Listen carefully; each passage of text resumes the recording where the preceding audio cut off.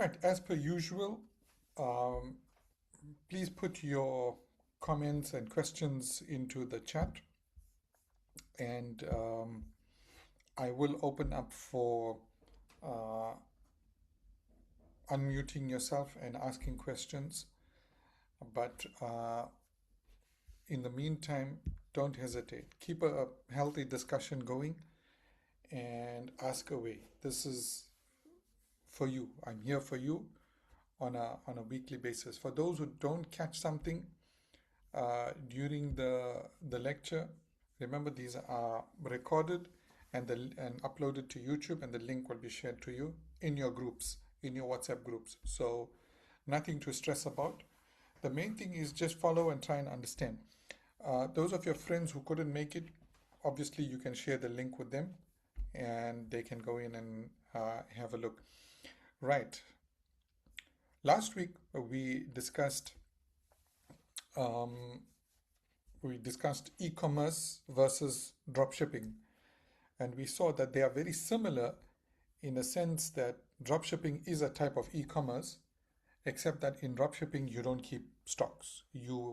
Uh, you purchase the stocks um, on the fly as customers place orders. Now, we often think of it in those terms, black and white, that this is e-commerce, this is dropshipping. But in most cases, it's actually the line between them is blurred. And I'm going to give you an example of where this line between e-commerce and dropshipping is blurred. Today's case study is actually that. It's kind of a hybrid between e-commerce and dropshipping. It's a good case study because it'll show you how to get started and how to run an e-commerce business. Okay, I'm going to start by sharing my screen. Right, tell me if you can see Auntie K's Health Foods. Oops, we did all this yesterday. Last week, right, there we go. Fantastic. Auntie K's Health Foods. Now, so let's say you got this person who wants to start a health food store, and health foods is one of those things that are in big demand. I mean, I see a lot of young people who are starting businesses and they're doing fashion apparel, they're doing fancy t-shirts and clothing and accessories.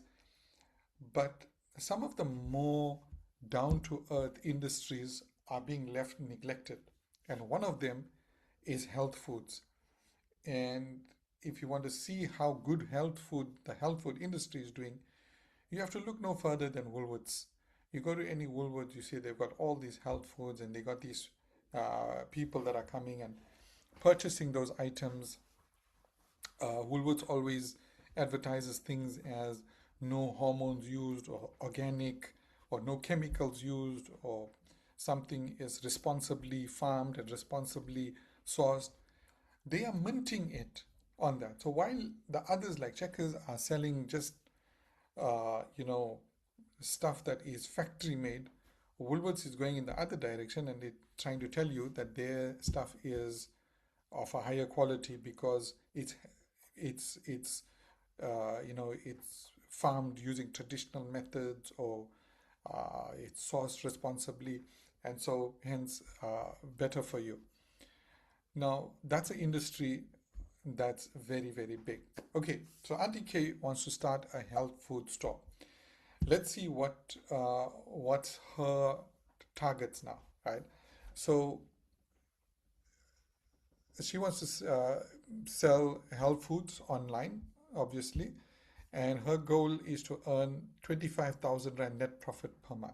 You see, in slide one, I'm already defining how much she wants to earn. The target is there because without that target, you are, like I say always, you are lost. You don't know whether how much you need to me a second. You don't know how much you need to make. You don't know. You basically have no target. And when you have no target, you'll hit nothing.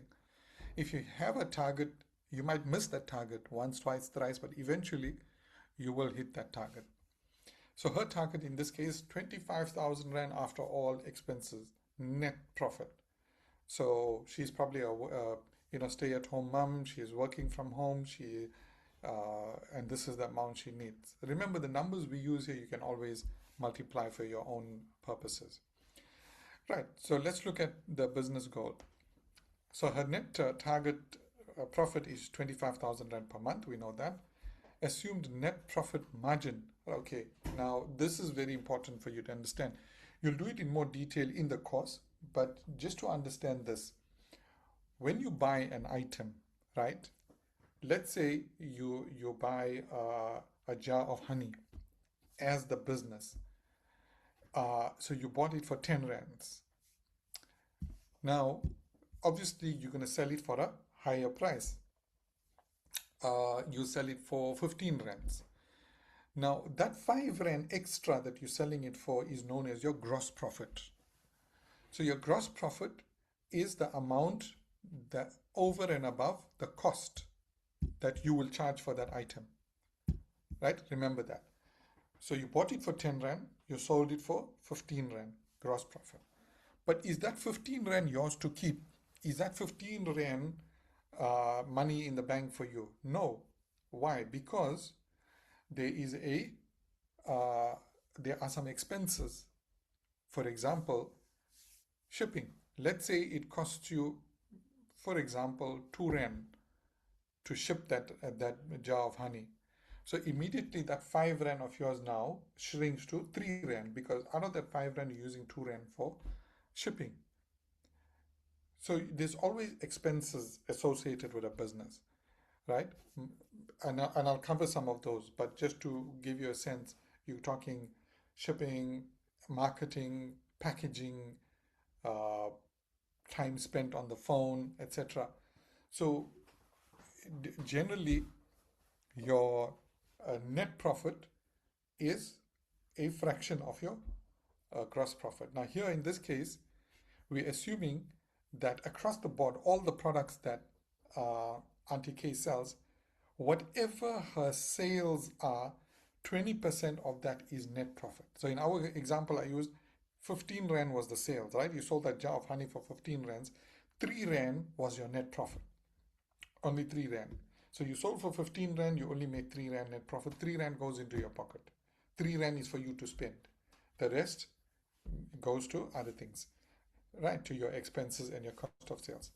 So on that 20%, in order to make 25,000 rands per month net profit, Auntie K will have to sell 125,000 rands worth of goods, right? It sounds like a lot, but we're going to break it down further now.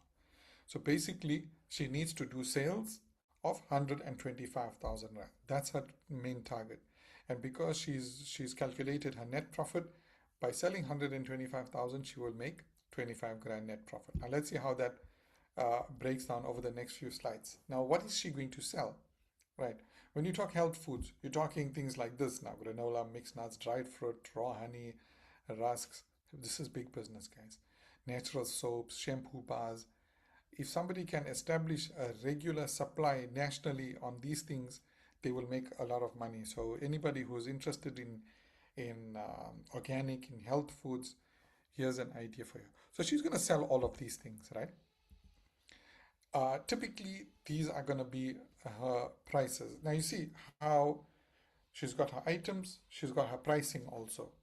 Just this week, I consulted a young entrepreneur who is running a business of her own, and she doesn't have a price list. She does of her services. She does media production. Where's your prices of your services? You don't have that, you don't have a business. So she's got a price list here. Right, now what she's aiming for is this: an average customer basket. So a customer comes online and makes a purchase. They'll buy a variety of things: granola, nuts, honey, soap. Maybe a person comes once a month and buys these things. So a typical basket value is about 350 rand. So what she's counting on is people will buy a bundle. You see, when you go to a supermarket, they do their costing, their pricing like this, their projections. They they make assumptions based on not one item or two items, but on a household that's doing their shopping. So they'll say a typical basket value would be around 500-600 rands per person, and they do their projection. So basket value means a group of items that the person purchases that adds up to 350. So if you look at going back to her price list, maybe somebody will buy granola, maybe they'll buy honey. Now you buy granola and honey, it's already 205 rands, right? Natural soap, that works out altogether 270 rands. You see, so the person normally buys a few items. Now, how companies encourage people to buy more items is by putting a minimum amount for free shipping. So, for example, you could say any purchase for that you make 350 rands and above, shipping is free. Otherwise, you'll have to pay 40 or 50 rands worth of shipping. Now, the person will think, hey, I can't just order one item. I can't just order, for example, honey.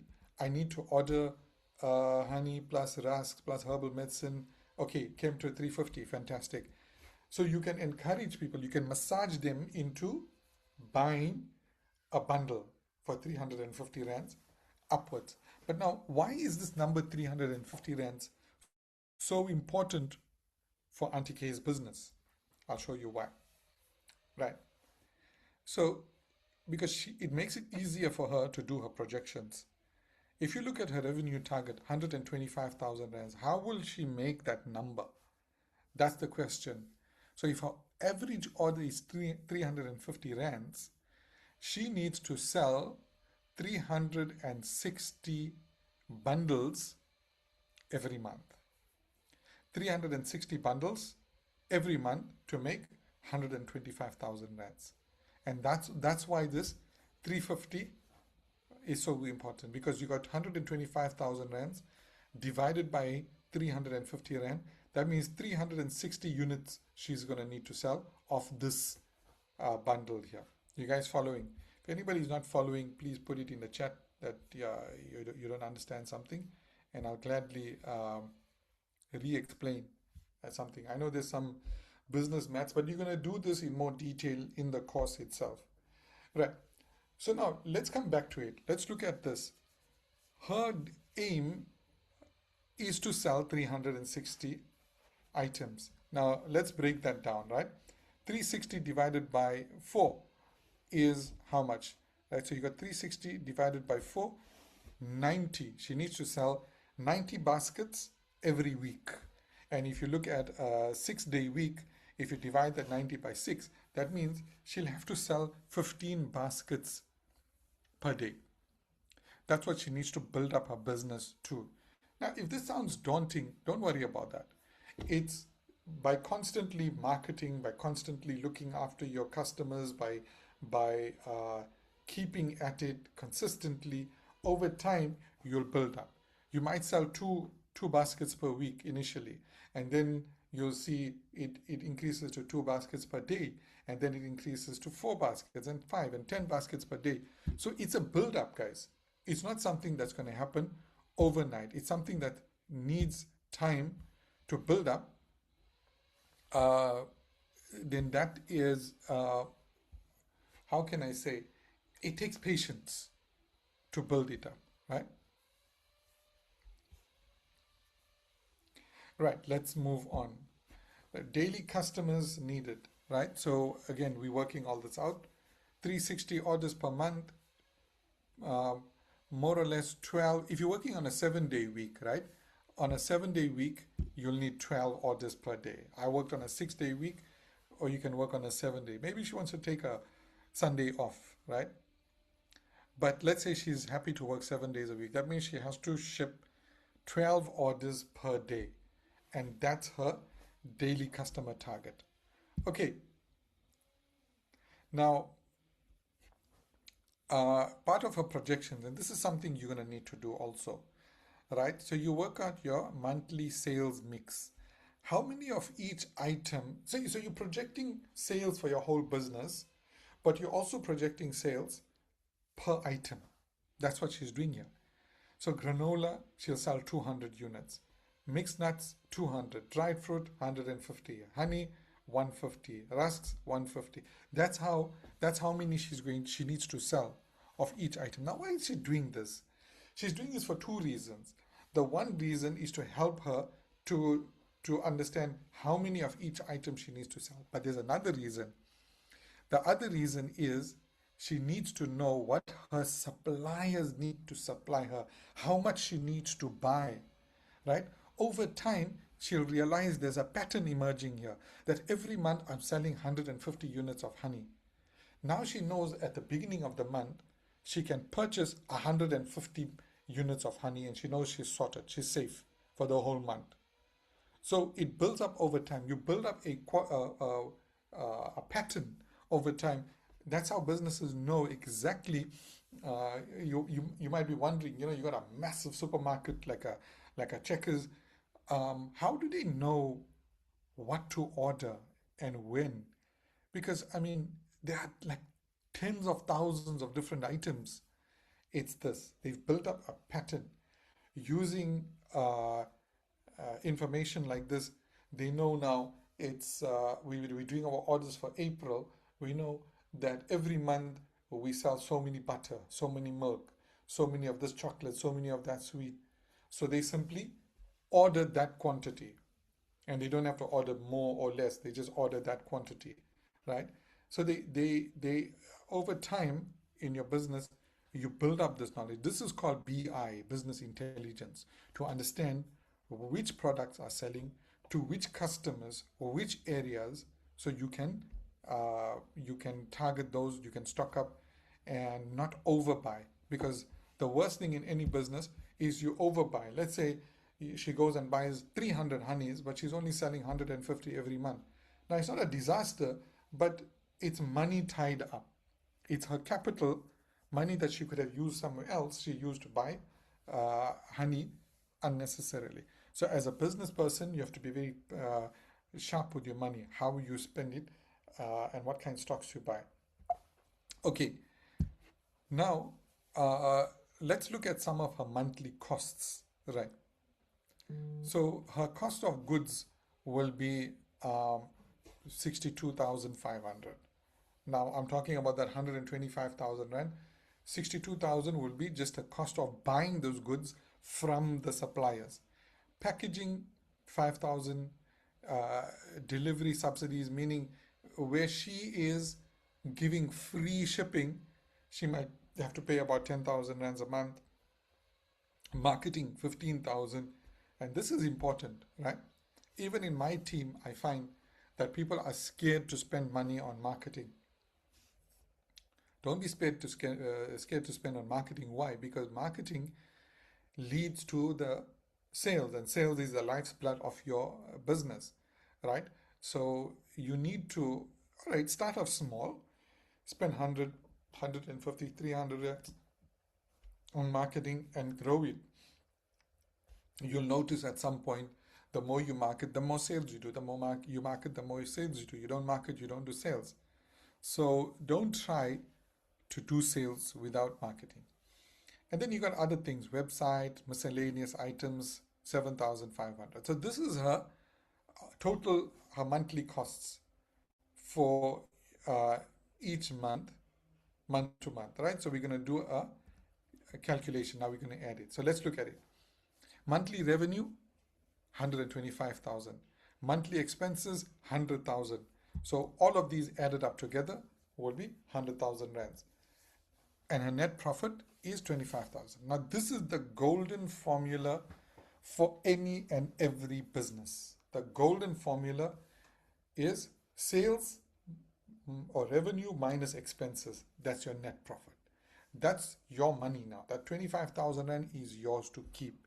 It's yours to spend. Pay your rent, buy your food, buy your clothing, everything with that 25,000 rand. That's what your business is able to pay you. So In order to get to that, there's two things. You need to push your revenue as high as possible and keep your expenses as low as possible. Now, if Auntie K can reduce her expenses somewhat and bring her expenses, for example, to 95,000 rands instead of 100, that's 5,000 rand extra in her pocket every month. See, so keep expenses down, revenue up. Expenses down, revenue up. And that gap between expenses and revenue, that's your living, that's your money. You get it. So that's what she needs to do. Now, you'll think, well, what's this all got to do with starting a business? See, it's very important to sit down and work these things out. This is where you start. Yes, you've got a business idea. Now, that ideation phase for Auntie K is done. For this business, that's done. She knows what she's going to sell. She knows where and how she's going to sell it. Now she's working out these financial summaries, and this is crucial for her. Right. Now, how much does she need to start up her business? Right. Let's take a look. Right, because this is the part where everybody gets stumped. Well, I don't have capital. Right. So now I've worked with some very, very high numbers here, but obviously you can shave these numbers down considerably. Let's start with inventory, right? We ideally we'd like to start off with an inventory of 45,000 rand, meaning stocks. Packaging supplies 8,000, website setup 3,000, marketing launch 8,000, cash buffer, basically just to have some cash on hand in case there's any unexpected expenses, 10,000 rand. Okay, looking at all this, she'll need about 45, 16. So you're looking nearly about 60, 65,000 rands here. But what if you don't have that money? See, this is entrepreneurial thinking. An entrepreneur thinks like this: what can I do with what I have? She can't sit back and dream now and wait for months and months and months for somebody to miraculously send her this money, or somebody to give her this money, or buy lotto tickets and hope she's going to win the lotto so she can get money. You can't do that. You have to look at what you have, and you have to hustle with what you have. Let's say she looks at her savings. She's got only 10 grand in her savings, or between savings and what she can borrow from friends and family, she can rake up on 15,000 rands. She has to work with that. You can't wait for something to happen. You can't put your business on hold because something didn't happen. You work with what you have, and we'll talk about that at a later stage. But for now, let's say ideally she's got this amount of money to start. Obviously, inventory is very, very high here. I'm thinking about inventory for a whole month, but maybe she doesn't have to buy for a whole month. She can start off with zero inventory, and this is where the difference between e-commerce and dropshipping comes into play, right? So she could say, right, okay, mine is going to be a little more e-commerce. So I've got a garage. I'm going to stock it up with everything: honey, granola, packs of nuts, and packs of soaps and whatever. And then I'm going to start selling. Or if her suppliers are close by to her and she's able to quickly run and buy stuff. Let's say she lives in an area that's surrounded by farms that are producing these things, right? So she doesn't need that much inventory. Why? Because everything is close by. So for example, I live in Durban, right? If I get orders for all of these items, pretty much every single one of these orders I can get from the Midlands. I can go to Howick and get eggs and get honey and get granola and get nuts and get everything there, because I know people who have farms who are either growing these things or manufacturing these things. So I can go take a once a week trip and buy those things. So then my inventory cost comes down to zero, because I just take the orders and I go, I buy, and then I ship those orders. You see how it works. So you can bring that down to zero. As people pay, you take their money and you go and buy. Packaging also, a lot of times uh, the items come pre-packaged, and you can further save on packaging, right? You can buy cheap boxes and put them inside. I just put a very high number there. But remember, that is over a period of a month. So as your orders start coming in, you buy the package. You go to the packaging store, you buy a little box. Now, how much does one box cost? Maybe 6, 7 rands.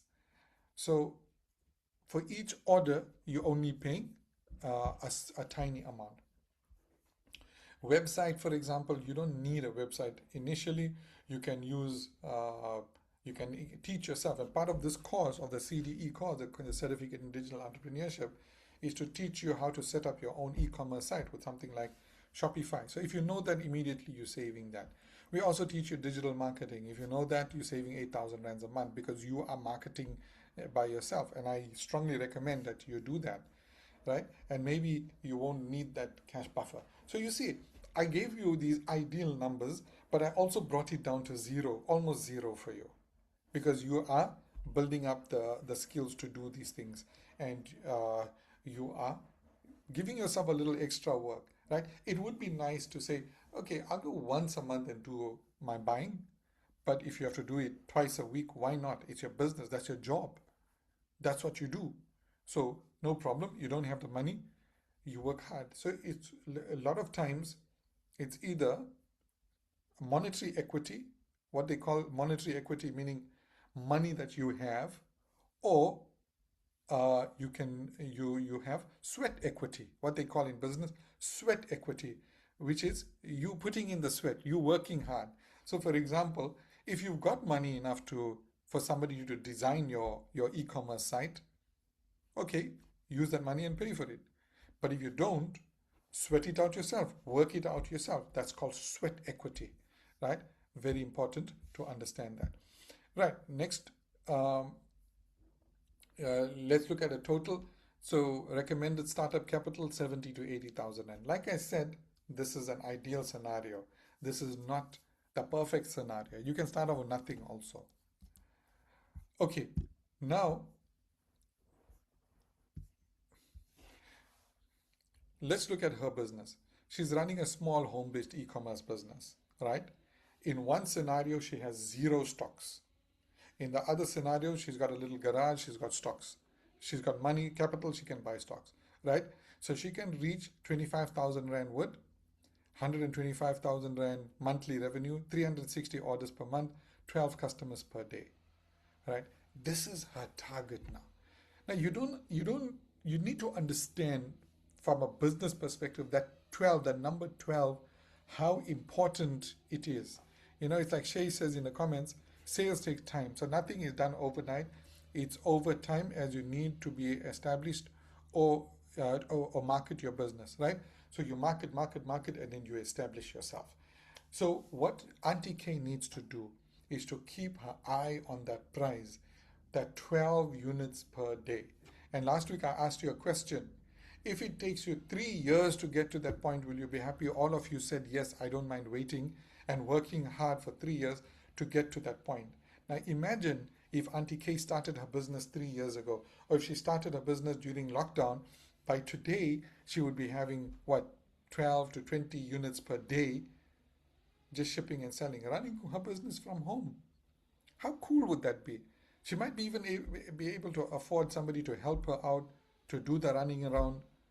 So you see, business is like a fruit tree. Remember this analogy. A business is like a fruit tree. You can't go to the nursery, buy a seedling today, and tomorrow you want to eat from it.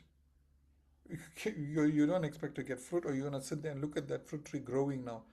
Why is this thing taking so long to grow? No, you don't do that. I mean, if you take certain trees like avocados and macadamias, they take a very long time before they start fruiting. For example, I think macadamia nuts, a tree that you plant today will only start bearing fruit, which is, the nuts, 7 years later. 7 years. So you get these farmers who plant these macadamia trees today, they know that I'm going to plant this and I'm not going to see any money from this for the next 7 years. My first harvest is going to be in 7 years' time. So you need to have this long-term view, right? Now, we do this all the time. And I'll tell you, you'll say you take a person who goes to 12 years of school, right? Let's say in your high school years, and I know people who are doing this, From the time they start high school, grade 8, they start a business. 8, 9, 10, 11, 12, 5 years. 5 years you are in school, in high school. Why don't you use that time to start a business? Or you get the guys who finish matric and then they go to university. They spend 4 years in university. Why do they spend 4 years in university? Because in their minds, there's this idea that when I finish, I'm going to get a degree, I'm going to use that degree to get a job. So you see, they're doing long-term planning. During their time in university, what's happening? Are they getting paid? No, they are paying the university. I mean, look at university fees nowadays, 125,000 rands a year. And at a cheaper university, maybe 50, 60,000 rands a year. So you got all this money that you're spending, all the time that you're waiting in order to get that degree, which might get you a job, which is not even true, right? Recently, I watched a YouTube video. I think it was on ENCA Africa. Doctors, pharmacists are sitting around unemployed, hundreds of them. Unemployed doctors, unemployed pharmacists. Can you believe that? There was a time when, when a person was a doctor, you could say, hey, this guy's going to be printing money. Today, it's not like that anymore. Who's making money? Entrepreneurs, right? Now, if you take Auntie K, for example, she's working from home, she's spending time with her kids. The items come, the orders come, she goes once, twice a week to the farms, she buys the thing, she comes, ships it, gone. She can take a holiday when she wants. She gets orders while she sleeps. She can hire somebody to help out while she's on holiday. Can a doctor do that? No, you have to find a locum doctor. You can't tell your nurse, okay, I'm going away, so you look after my patients while you can't do that, right? A locum doctor will come in and they'll be so expensive that it's not even worth it. I know friends and family who are doctors. The locum doctors are so expensive, it's not worth it. You'd rather just not go on holiday. So you're making all of that money, but you're not going anywhere. But in Auntie K's lesson, in case, look at how much of freedom she's got. Right. So now, the golden number, the golden target for her is that 12 customers per day. So I want you guys to keep that in mind. This is very, very important. So whatever your business, now, whatever you decide to sell, whether it's electronic items, whether it's stuff that you're buying off Shein and Temu and reselling, which is also big business, right? Because a lot of people don't want to buy directly from them. So you buy it and you sell it in your village, in your town, in your township, and you ship locally. I mean, there's so many. I was reading somewhere recently, okay, not so recently, Debonairs pizza, right? Who doesn't know Debonairs? If you're South African, you know Debonairs, right? In fact, you get Debonairs in neighboring countries also. How did they start off? These two youngsters were dressing with, they were making pizzas in the garage, and they were delivering themselves in the village, and they used to dress up like in formal wear. They used to wear that tuxedos, and they used to deliver just as a like the business signature, just that to make customers smile a bit. They used to do that. That's why you see the Debonair's logo is that tuxedo, and the name Debonair. You dressed up like a debonair, right? A stylish gentleman. So they used to dress up like that, and they used to deliver. Two youngsters from a garage became a national chain.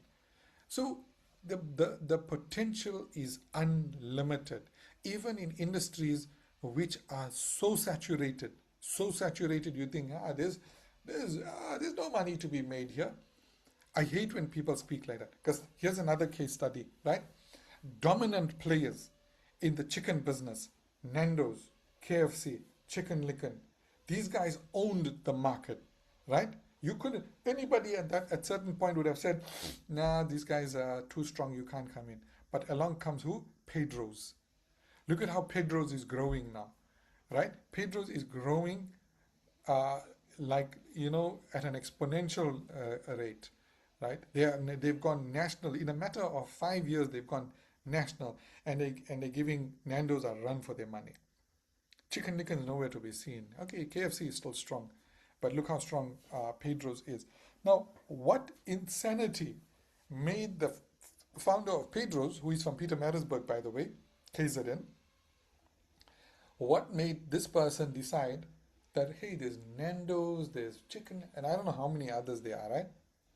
I'm going to start a chain and I'm going to go head to head with Nando's. You see, that's entrepreneurship. What he thought about is, what can I offer that the others are not offering? And it took time to get there. It took time, it took hard work.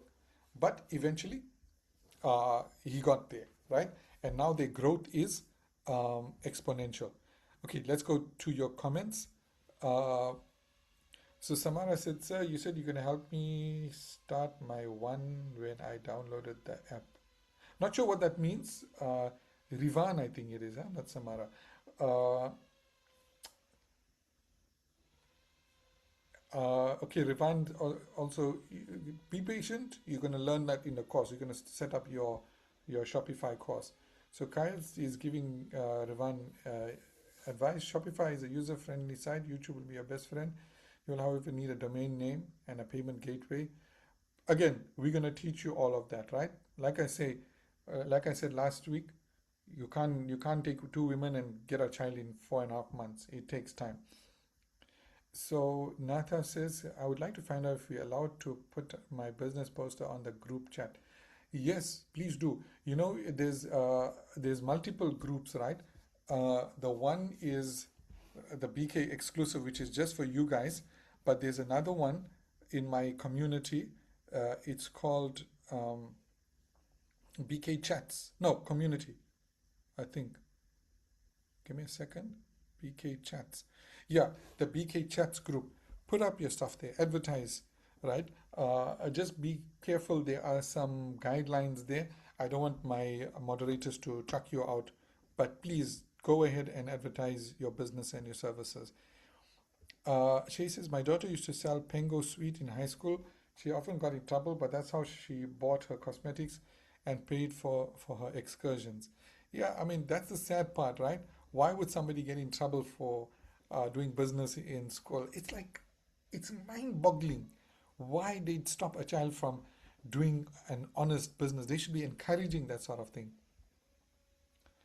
Rivan, again, stressing, relax, take a deep breath. Um,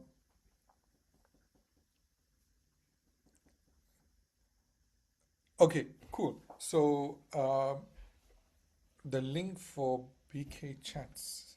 Look, I can maybe try. Okay, do me a favor, Shay. Ask in the group. I don't know how to share the link with you guys now, but ask in the group. Somebody will share the link and invite you to that group.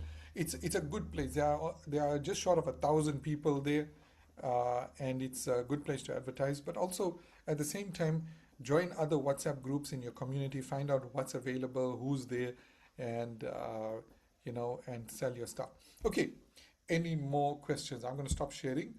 I'm done with my presentation.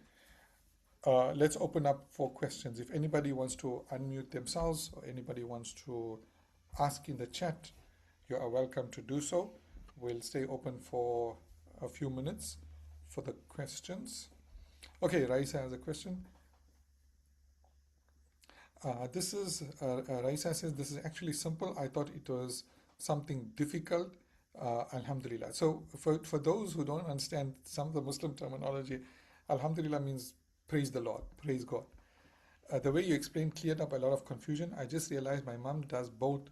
When she used to do it, it looked overwhelming. Everything is overwhelming when you don't know, but once you figure it out, and that's why I say take your first steps. The first step will teach you the second step, and the second step will teach you the third step. I'm so glad this was beneficial to you. Did anybody else feel like this today? That something is opened up, some things are clarified. That does anybody have the sense that, hey, I can do this? Anybody's feeling like that now?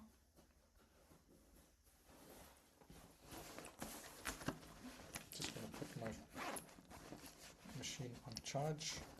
Thought I had enough battery. Okay, Nata and Kawan says me. Okay, that's great. I'm glad that I could help you guys. But that's what this course is all about. This course is all about teaching you how to take those baby steps. Give me just a second.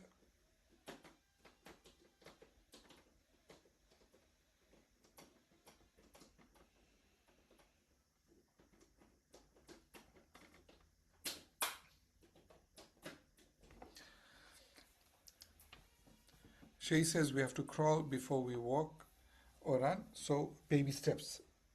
That's very, very important. Sorry. Apologize for my unpreparedness for this.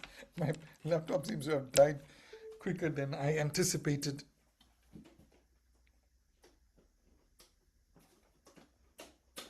There we go. Back in business. Uh, Levan says, yes, I find that these talks definitely break it down and makes it doable. And the talks, remember, are just a small part of this 1 year course, right? This course is about business. Zetu says, I will now guide my mom in her business. Thank you. Oh, Zetu, that's the best thing that you can do. You're not just helping your mom, but you're building a generational business here, which is phenomenal. And I wish you guys all the success. Tasneem says, how to manage marketing and advertising is still confusing. Every charlatan approaches you to pay them for your advertising. Will add my question later to the group. Um, Tasneem, I've paid maybe hundreds of thousands or over a million, maybe 2 million rands on people who said the same thing, that they can market my business, that they can generate so much revenue and so much of sales. Professional guys, they show you everything. But eventually I had to give up on all that because it got me nowhere. It was just a waste of money. When I learned to market my own business is the only time I started doing sales. Because the basic rule is that nobody is going to market your business the way you do. Nobody is going to be as passionate about your business the way you do. And that's why you guys are at a very big advantage here. Sorry, my thing wasn't, it's not.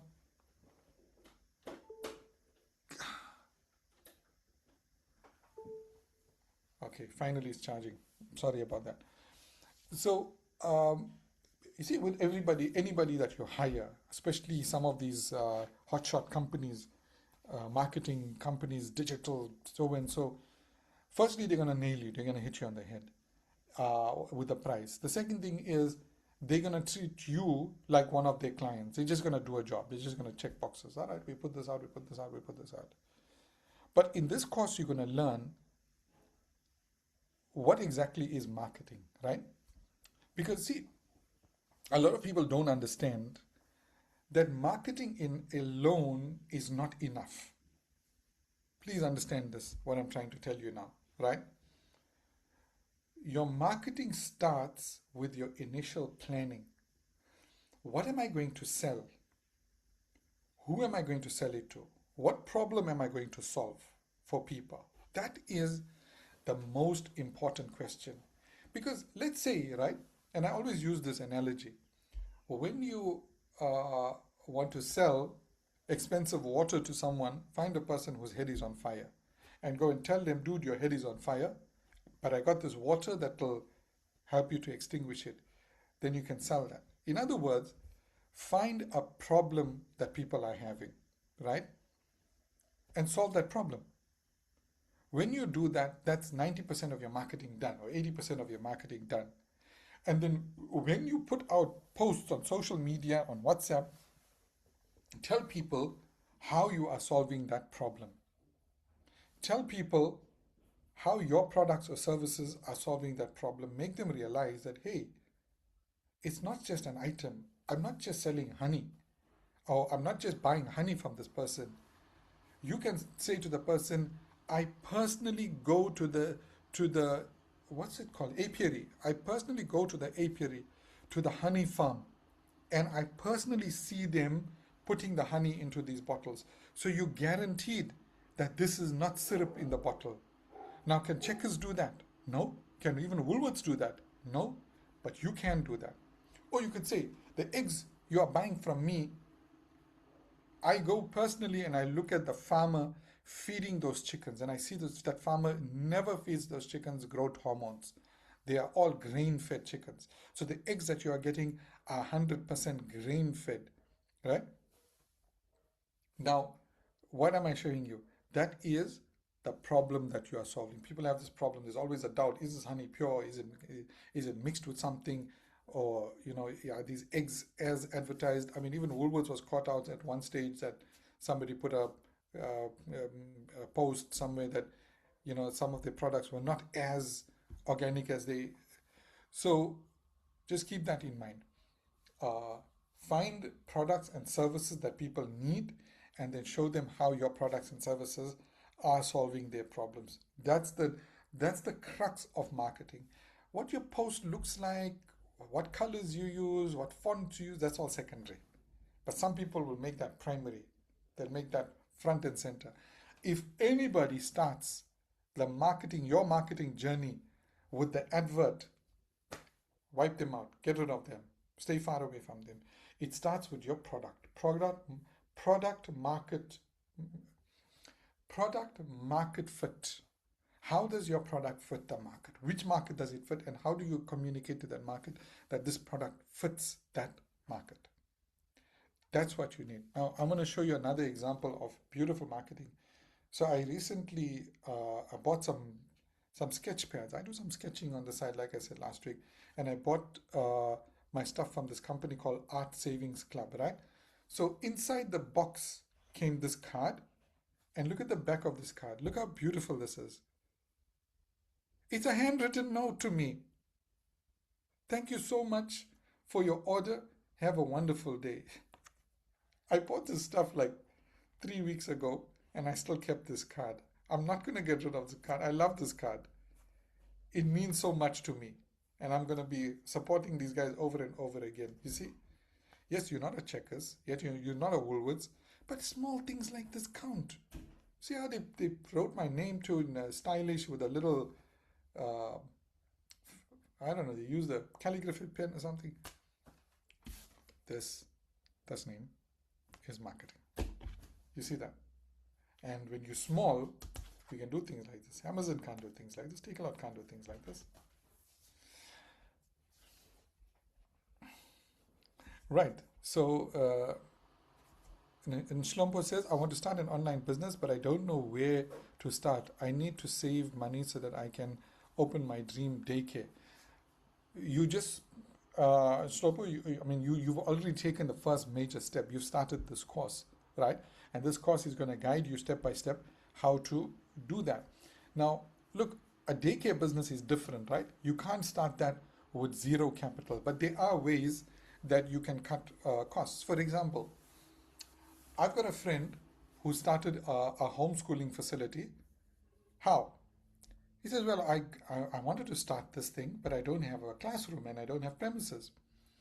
So he went to the church, the local church, and he said to them, see guys, you guys have this church, and adjoining that you have this little classroom here. Why don't you let me use it during the week? And I will pay you a percent from every student that comes. That pays me. Now the church looked at it, they said, well, look, the church is lying empty for the whole week, and this is a source of revenue. Churches always need a little more money, right? Yes. So they gave him that. So he started 1, 2, 3. I think he's got 5 or 6 now. All running in churches, right? So you can use creative ways to find premises, then to do up the premise. Sometimes we overthink what we need, right? A little bit of colorful splashes on the walls. If you can't afford it, make it. Learn how to do it. Learn how to paint, and paint some Winnie the Pooh characters on the wall. And you're in business. Obviously, you'll have to buy some furniture. But if you're renting a classroom, the furniture is already there. So this is what I'm trying to tell you. Start with what you have. And for the rest, you can either borrow or you can save. When I started IT Varsity, this was in Johannesburg. I had this little granny flat in my backyard. And I said, well, who's going to come there, right? I should go and get a office premises somewhere, but I couldn't afford it. So I started in my granny flat, and the rest is history, right? I had to borrow some money to buy computers. I didn't put 20 computers. I bought six computers, six cheap second-hand computers. I think they cost me like 2 grand each. And that too, if I bought three, I would have been able to start also. So just keep all that in mind. Work with what you have. Okay, guys, any other questions? I love the questions coming today. I love the interactive nature of our lectures. Anybody wants to unmute themselves? Let's have a count. Going once, going twice, going thrice. No one. Okay. So we'll end today's lecture on that note. And thanks for attending. I see, I mean, we've got hundreds of students on this course, but only 19 people turned up. Look, guys, this is important. Uh, if at all possible, try and make the time every week with Thursdays at 11 o'clock to attend this lecture, because you can't get this. Even if you watch the video later on YouTube, it's very difficult to get this level of interaction. So no, Ravan, it's only once on Thursday, so it's so easy for you guys. Anyways, thanks for coming. And okay, Shay, I understand that when you're at work, it's tough. Tell me, for you guys who are at work, is the duration too long? Should I make it shorter? You can put it in the group, in the WhatsApp group. I'll be very happy to adjust also. Thank you so much, guys. Bye bye.